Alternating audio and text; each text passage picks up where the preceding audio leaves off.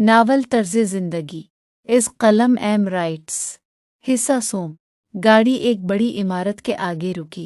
इसने आंखों पर गिलासेस लगा ली। गाड़ी से बाहर निकलकर इसने सीधा इमारत को देखा जहां मर्जा टेक्सटाइल लिखा हुआ था। वो इमारत में जैसे इंटर हुआ, इसकी स्टैंड बोतल के जिन की तरह हाजिर हुई थी। वो इसको आज के दिन का शेड्यूल बता रही थी। दोनों चलते हुए इसके ऑफिस रूम की तरफ जा रहे थे। वो ऑफिस रूम में पहुंच चुके थे। अब वो चेयर पर बैठा असिस्टेंट के बताए हुए शेड्यूल को खामोशी से सुन रहा था।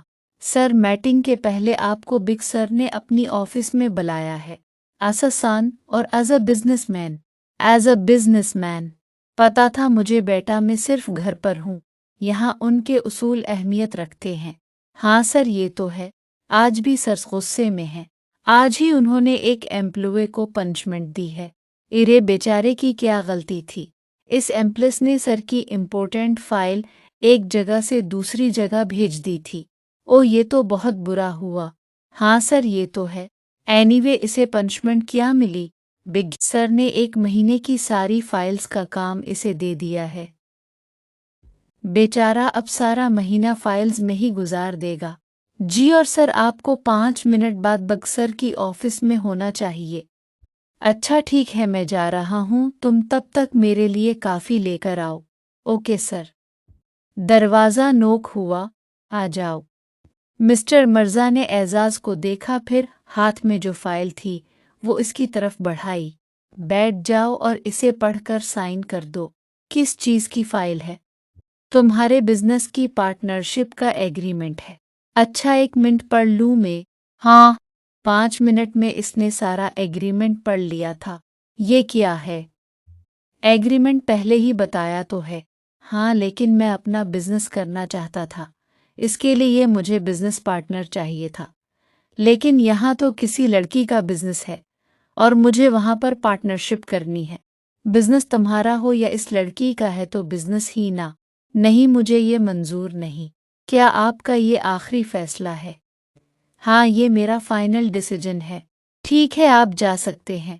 वो गुस्से में वहां से जा चुका था। वो अपने ऑफिस रूम में बैठा कॉफी के सिप ले रहा था। इसकी असिस्टेंट ने आकर इसे ऐसी खबर से आगाह किया कि एजाज को अपने कानों पर यकीन नहीं हो रहा था। क्या आप सुन रहे हैं सर? क्या तुम दोबारा बताओगी जो अभी तुमने कहा? जी सर, बिल्कुल। बिग सर से आपकी एंट्री मिर्ज़ा टेक्सटाइल से 4 महीनों के लिए बंद करवा दी है और आपको 4 महीने किसी और कंपनी में काम करना होगा, वो भी आसा एम्प्लॉय तौर पर। जब तक 4 महीने आप वहाँ पर काम नहीं करते तब तक आपको मिर्ज़ा टेक्सटाइल में आने की इजाज़त नहीं। क्या सच में ये मिस्टर मिर्ज़ा ने कहा है?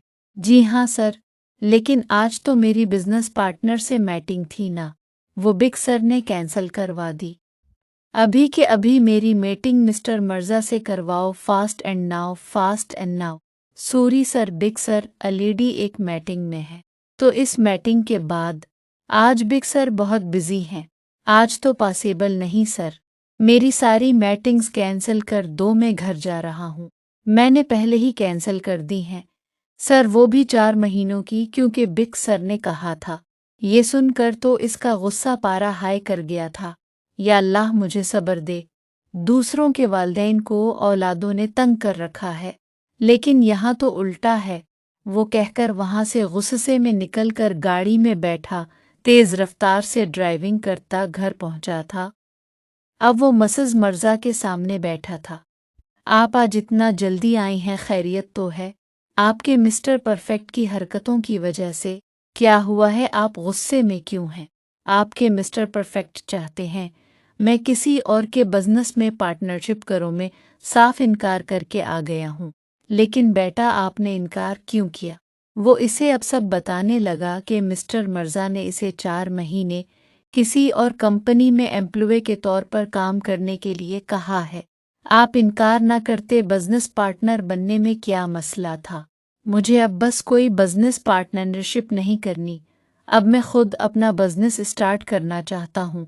अपने बिजनेस को ग्रो अप करना चाहता हूँ। किसी और के साथ पार्टनरशिप नहीं करनी। आप तो ऐसे गुस्सा कर रहे हैं जैसे बिजनेस पार्टनर नहीं लाइफ पार्टनर का मामला हो। मिम्मा आप समझाएं ना मिस्टर परफेक्ट को। देखें बेटा, मैं आप और मिस्टर परफेक्ट के बीच नहीं बोलूंगी। आप जाने और आपके पापा जाने ये बिजनेस की बातें मुझसे दूर रखें। और वैसे भी मिस्टर परफेक्ट का फैसला अब नहीं बदलने वाला, ये बात आप अच्छी तरह जानते हैं। आप भी पापा की तरह हो गई हैं। वो नाराज होकर अपने कमरे में खुद को बंद कर चुका था। या अल्लाह, इन बाप बेटे के क्लेश क्यों ख़त्म नहीं होता।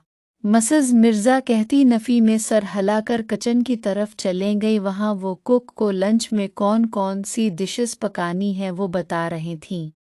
अजूबा अपने बाबा के ऑफिस पहुंच चुकी थी। वो सीधा उनके ऑफिस रूम में आई थी। अब वो उनके सामने बैठी थी। बाबा, मुझे बिजनेस में पार्टनरशिप नहीं करनी। लेकिन क्यों बेटा?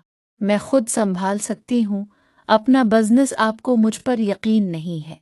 मुझे तो आप पर अंधों वाला यकीन है बेटा, लेकिन बिजनेस पार्टनर होना भी लाजमी है, ख़ास तौर पर जिसे इस सब चीज़ की मालूमात हो। और आपका बिजनेस पार्टनर मेरे पक्के दोस्त का बेटा है, इसे बहुत चीज़ों का पता है। आपकी हेल्प हो जाएगी। अच्छा, आप कहते हैं तो ठीक है। ये हुई ना बात। अच्छा, अपनी अम्मी का बताओ। क्या कर रही थी मेरी बेगम? क्या वो मुझे याद कर रही थी? हाँ, याद तो कर रही थी, लेकिन आपको नहीं।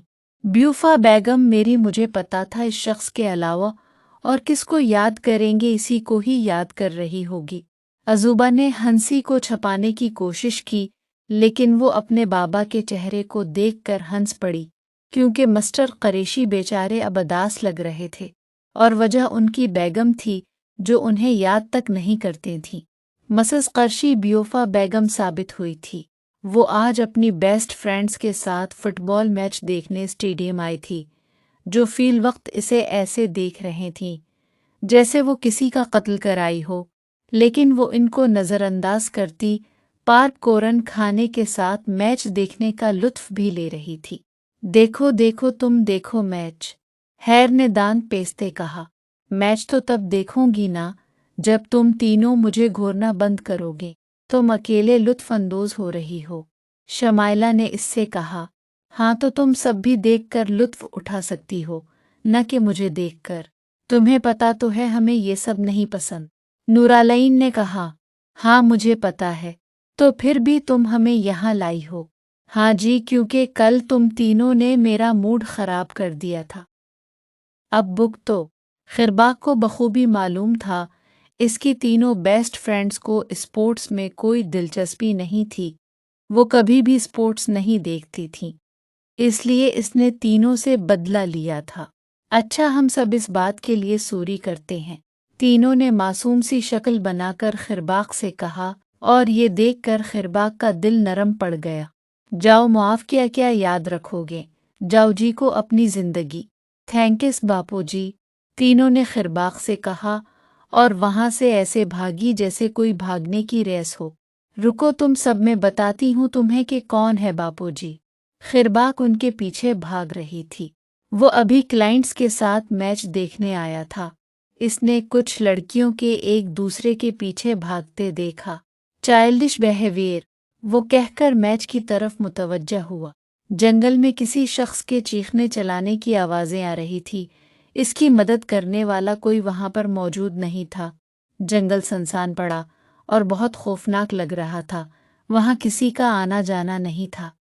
इस शख्स की चीखें सुनकर परिंदों ने पेड़ों से उड़ान भर की थी। इस शख्स की चीखें बहुत खौफनाक थीं। इस पर टार्चर हो रहा था, ऐसा टार्चर जो कभी किसी ने किसी पर करना का तो सोचा भी नहीं होगा। इसे भेड़िए नोचकर खा रहे थे। वो अपना बचाव तक नहीं कर पा रहा था। अचानक वहां एक शख्स आया था। इसने एक सीटी बजाई। वो सीटी सुनने के बाद भेड़िए इस इंसान को छोड़कर थोड़ा दूर खड़े हो गए। वो अब इसे देख रहा था। इसके जिस्म पर भेड़ियों के नाखूनों और दांतों के निशान थे। वो खून में लथपथ था। वो किराह रहा था, लेकिन सामने खड़ा शख्स इसे बस देख रहा था। और ये टार्चर किसी और ने नहीं, इसी शख्स ने क्या था। वो इंसान के रूप में शैतान था, जिसे दुख, दर्द, तकलीफें, चीखें, अजियतें देना आता था। जिसे सब ब्लैक वॉल्फ के नाम से जानते थे। पहली और आखिरी बार पूछ रहा हूँ, किसने तुम्हें भेजा था, वो भी मुझे मारने के लिए? इस बेवकूफ़ इंसान का नाम बताओ। वो इस शख्स से पूछ रहा था जो खून में लथपथ था। इस जख्मी शख्स ने डर के मारे उसे सारा कुछ बता दिया था। अब मुझे छोड़ दो ब्लैक वॉल्फ। ऐसे कैसे छोड़ दूं? तुम मुझे मारने आए थे, भूलो मत। लेकिन मुझे ये काम मिला था, जिसने दिया था इसका नाम बता चुका हूँ। हाँ, ये तो तुमने अमानत में खयानत करने वाला काम कर दिया है। तुम्हें राज रखना चाहिए था, मरते दम तक। इसकी आंखों में गुस्सा इम्ड आया था। तुम्हारा मरना तय है। ब्लैक वॉल्फ ने सीटी बजाई और सीटी सुनकर भेड़िए इस जख्मी शख्स को फिर से नोच कर खा रहे थे। वो चीख रहा था, लेकिन वहां कोई इसकी चीख वपकार सुनने वाला नहीं था। ब्लैक वॉल्फ सर पर ब्लैक पी कैप पहने अब जंगल से दूर जा रहा था। ब्लैक वॉल्फ को जानवरों को हिप्नोटीज करने का हुनर आता था, इसलिए वो हर जानवर को अपने हुक्म के मुताबिक काम करवाता था। दौर जंगल से एक हाईवे पर गाड़ी के बॉन्ट पर एक शख्स बैठा ब्लैक वॉल्फ का इंतजार कर रहा था। ब्लैक वॉल्फ को आता देख अब वो सीधा खड़ा हो गया था। एक आदमी, बस एक आदमी। अटली के ब्लैक वॉल्फ को मारने के लिए कमीनों ने एक आदमी भेजा था। वो अपने दुश्मनों से बहुत मायूस हुआ था। इसके साथ खड़े शख्स को सुनकर हैरत नहीं हुई थी, क्योंकि वो जानता था चाहे जितने भी आदमी इसके दुश्मन भेजते, वो हमेशा अपने दुश्मनों से मायूस होता था। वो चाहता था कि कोई इसकी बराबरी का हो, लेकिन ऐसा शख्स शायद नहीं, यकीनन कोई नहीं था। आपको पता है ब्लैक वॉल्फ, जिसे आप जहन्नम रसीद कर आए हैं, वो मरहूम शार्प शूटर और कंगफू कराटे का मिस्टर था, लेकिन मेरे आगे पानी कम था। हाँ हाँ, इसकी हंसी की गौंज सनसान सड़क पर खौफ तारी कर रही थी। वो अपने कमरे में बीट पर बैठी लैपटॉप पर व्लॉग एडिट कर रही थी कि इसे एक ईमेल रसीद हुई। वो ईमेल देखकर गज़ल को पहले तो कुछ समझ नहीं आ रहा था। जब समझ आया तो इसको अपनी आंखों पर यकीन नहीं हुआ। ये जो लिखा हुआ है मैं अपनी आंखों से देख रही हूँ, किया, ये सच है। इसने दोबारा ईमेल पढ़ा। अब इसकी खुशी पूरे घर वालों को सुनने से महरूम करने के लिए काफ़ी थीं। इसकी चीखें पूरे घर में गूंज रही थीं। अटली I am कमंग, Atal I am कमंग। वो बस यही नारे लगा रही थी, क्योंकि इस ईमेल में एक एग्रीमेंट था जिसमें गज़ल को फ़ोटोशूट के लिए कहा गया था। वो इन्फ्लुएंसर के तौर पर जा रही थी। वो हमेशा सोशल मीडिया पर एक्टिव रहती थी और अटली जाने के लिए तो वो बहुत एक्साइटेड थी, क्योंकि इसे दुनिया घूमने का तो पहले से ही शौक था। मज़ज़ मिर्ज़ा लाउंज में बैठी स्वेटर बुन रही थीं। गज़ल की चीखों से वो डर गई। उन्होंने देखा एजाज भी अपने कमरे से बाहर आ गया था। गज़ल भी सीढ़ियों से उतरकर अब मज़्ज़ा मिर्ज़ा के पास आकर उन्हें गोल गोल बनाने लगी, जिससे मज़्ज़ा मिर्ज़ा को चक्कर आते आते बच्चे। रुको रुको, क्या हो गया है आपको? मिम्मा, मुझे अटली में फ़ोटोशूट के लिए ऑफ़र मिला है। माशाल्लाह बच्चे, ये तो अच्छी बात है। जज़ाकल्लाह मिम्मा। गज़ल की बात सुनकर मज़्ज़ा मिर्ज़ा ने एजाज की तरफ देखा, जो उन्हें ही देख रहा था, और आंखों से मानू कह रहा हो, देखो मैं ठीक कहता था न कि चड़ील है। लेकिन एजाज को जल्द याद आ गया था कि वो मज़्ज़ा मिर्ज़ा से नाराज़ था, इसलिए फिर से ज़ोर से अपने कमरे का दरवाज़ा बंद करके फिर से खुद को कमरे में बंद कर लिया था। भाई को क्या हो गया है? तुम्हें पता है इन दोनों बाप बेटे का? ओह बेचारे भाई। खैर छोड़ो उन्हें, तुम बताओ कब जा रही हो? कल ही मिम्मा। इतना जल्दी? हाँ ना, अभी पैकिंग करनी है। चलें, आएं मेरे साथ, पैकिंग में मदद करें। अच्छा चलो। आपने अपने पापा और बहन को बताया है? नहीं, उन्हें अभी बताऊंगी। इसने कॉल पर पापा को बताकर इंस्टाग्राम पर स्टोरी लगा दी थी। बहन को कॉल करके नहीं बताओगी? मज़्ज़ा मिर्ज़ा इसकी पैकिंग करवाने में मदद कर रही थी। मैंने स्टोरी लगा दी है, देखना मिम्मा मुझसे लड़ने भागती हुई आएगी। बेटा जी, मुझे पता है, मेरी ही औलाद है। मज़्ज़ा मिर्ज़ा को गज़ल ने तंग करके छोड़ा था। कभी कोई ड्रेस इसे रखनी थी तो कभी क्या चीज़। अब गज़ल मज़िज़ मिर्ज़ा की डांट खा रही थी। इतना प्यारा तैयार होकर कहाँ जा रही हैं बेगम? हम आ रहे हैं और आप जाने की तैयारी कर रही हैं। ये तो सरासर नाइंसाफ़ी है। बाबा मैं और अम्मी शॉपिंग करने जा रहे हैं। अरे आप आराम तो कर लेती बेटा, अभी ऑफिस से थक कर आई हैं। नहीं बाबा, मैंने अम्मी से वादा किया था आज उन्हें शॉपिंग पर लेकर जाऊंगी। आराम तो मैं आकर कर लूंगी। अच्छा बेटा, लेकिन इतना प्यारा तैयार हुई हैं मेरी बेगम। इजाज़त हो तो दो बोल प्यार के बोल दूं सरकार।